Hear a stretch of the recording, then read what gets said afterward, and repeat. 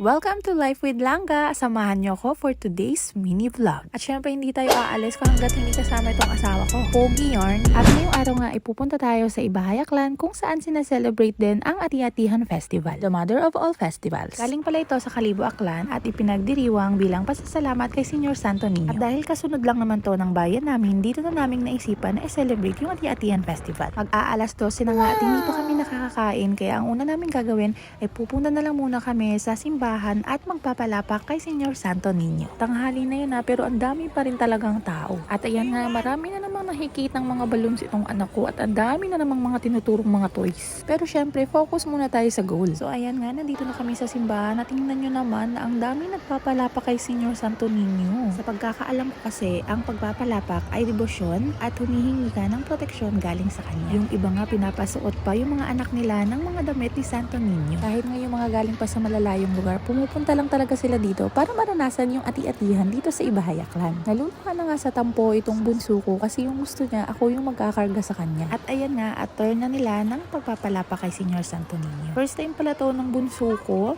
Tapos yung panganay ko naman ay pangatlong beses niya na to. Nakikita niyo naman yung mga tao sa likod, umuupo na sila kasi sobrang init talaga ng panahon ngayon. What if pa kaya yung nararamdaman na init ng mga nagsasadsad or yung mga nakasuot na pang-ati at nagsasayaw sa kalye. At pagkatapos nga ng asawa at bunso ko, itong panganay ko naman. Nung first time niya, nung 1-year-old siya, takot na takot pa siyang magpalapak dahil matanda or lola yung magpapalapak sa kanya. Pero ngayon tingnan niyo, kinikisan niya na si Santo Niño. Baka nagtataka kayo kung bakit may kandila dyan sa bag ko kasi mamaya magsisindi kami ng kandila. So hindi ko na siya na-videohan pero syempre may prayers yun. Nakakagaan kasi talaga sa pakiramdam kapag ginagawa mo to every year.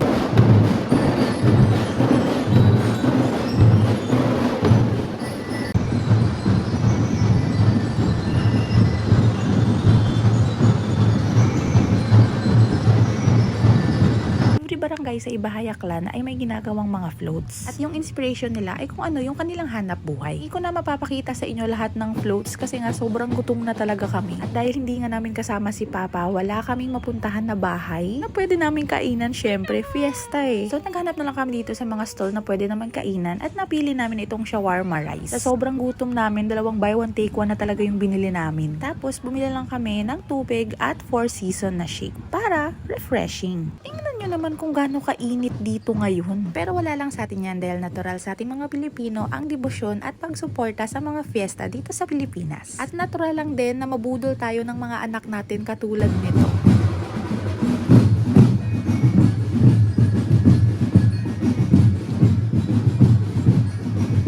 Dahil sa bawat araw may biyayang dumarating, manalig ka lang at magpasalamat. Viva kay Senior Santo Niño. So ayun lang mga langga, see you sa next episode ng Life with Langga.